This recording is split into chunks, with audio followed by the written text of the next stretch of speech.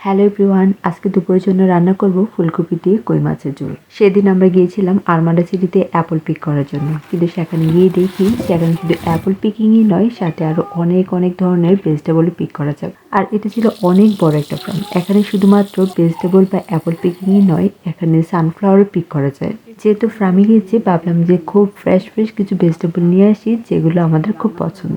আর এই ফার্মে কিন্তু অনেক ধরনের ভেজিটেবল আছে। এখানে মিষ্টি কুমড়া থেকে শুরু করে ব্রোকলি, ক্যাপসিকাম, বাঁধাকপি, ফুলকপি, তারপর আলু, টমেটো, শসা, অনেক ভেজিটেবলই আছে। তো আমরা সেখান থেকে শুধুমাত্র পিক করেছিলাম বাঁধাকপি, ফুলকপি, আলু আর টমেটো। তো আজকে এই সব ফ্রেশ সবজি দিয়ে দুপুরে রান্না করব। আগে যখন বাংলাদেশে ছিলাম তখন তো শীতকালে এরকম সবজি পাওয়া যেত, একদম ফ্রেশ টাটকা, আর খেতেও ছিল অসম্ভব মজা। কিন্তু আমাদের এদিকে এই সময় খুব ফ্রেশ সবজি পাওয়া যায়, কারণ দেখা যায় যে সামারই থাকে কয়েক মাসের জন্য, আর এই সেপ্টেম্বর অক্টোবর মাস হচ্ছে হারভেস্টিং টাইম। বাংলাদেশে অন্যান্য সবজি যেমন সিম, লাউ, চাল কুমড়া, অনেক ফ্রেশ সবজি এই সময় পাওয়া যায়। আর রান্না করার আগে আমি এই কাটাকাটির কাজটা আগে করে রাখি, এতে করে আমার কাছে মনে হয় কাজটা একটু সহজ হয়। আর যেহেতু কই মাছ দিয়ে আমি রান্না করব, তো কই মাছটা আগেই ক্লিন করে নিয়েছি। মাছের মাথাটা ফেলে দিব, যেহেতু এটা ফ্রোজেন মাছ। আর মাছটা ধোয়ার সময় লবণ দিয়ে ধুই, যেন কোনো স্মেল থাকলে সেটা চলে যায়। আমরা যে ফার্মে গিয়েছিলাম এই ফার্মটার নাম হচ্ছে ব্রেক্স ফার্ম, আর এটা হচ্ছে মিশিগানে আরমান্ডা সিটিতে।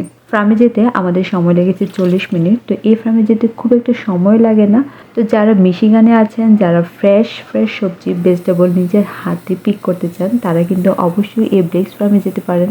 তো এখানে আমার সব কিছু রেডি, এখন রান্না করব। তো প্রথমে পেঁয়াজটা হালকা একটু ভেজে নিয়ে তারপর দিয়েছি ফুলকপিগুলো। আলুটা একটু পরে দিচ্ছি, কারণ আলু খুব তাড়াতাড়ি সিদ্ধ হয়ে যায়। তো ফুলকপিটা কিছুক্ষণ ভেজে নেওয়ার পরে তারপর আলুটা দিব। ফুলকপিটা দেওয়ার পর দিয়েছি পরিমাণমতো লবণ, রসুন বাটা, হলুদ গুঁড়া, ধনিয়া গুঁড়া আর মরিচ গুঁড়া। তো এখানে সব ধরনের মশলা দেওয়া হয়েছে। এখন সামান্য একটু পানি দিয়েছি, দিয়ে এই মশলার সাথে ফুলকপিটাকে আমি কিছুক্ষণ কষিয়ে নেব। আর এই সময় আমি ঢাকনাটাও ঢেকে রেখেছিলাম। আরও কিছুক্ষণ ফুলকপিটা কষানোর পরে এখন দিচ্ছি আলুগুলো।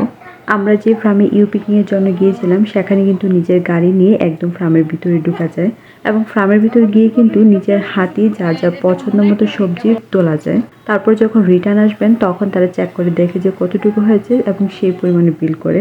অথবা তাদের কিন্তু নিজেদের ব্যাগ আছে, চাইলে কিন্তু ঢোকার আগেই সেখান থেকে ব্যাগ নেওয়া যায় $1 দিয়ে। এবং এই ব্যাগের বিভিন্ন সাইজ আছে। যদি ফুল ব্যাগ ভেজিটেবল হয় তাহলে এক ধরনের প্রাইস, হাফ ব্যাগ হলে আবার আরেক ধরনের প্রাইস। তো বিভিন্নভাবেই ভেজিটেবল পিক করা যায় এবং খুব ইজি ওয়েতেই এগুলো পিক করতে পারে।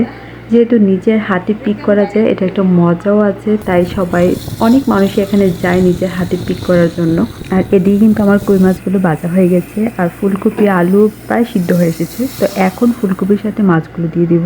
মাছগুলো দেওয়ার পর ঝোলের জন্য পরিমাণ মতো পানি দিয়েছি, আর এখানে পানিটা দিয়েছি গরম পানি।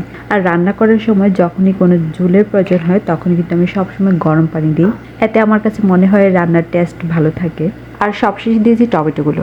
টমেটো খুবই নরম, তাড়াতাড়ি সিদ্ধ হয়ে যায়। একটা বলক আসলেই দেখা যায় টমেটো সিদ্ধ হয়ে গেছে। তো এদিকে আমার রান্নাটা হয়ে গেছে। সবশেষে দিয়েছি কাঁচামরিচ আর ধনিয়া পাতা।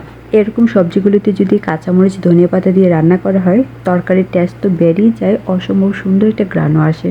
আর এই তো আমার একদম ফ্রেশ শীতের সবজি রান্না হয়ে গেছে। সবাই খুব ভালো থাকবেন। আল্লাহ হাফেজ।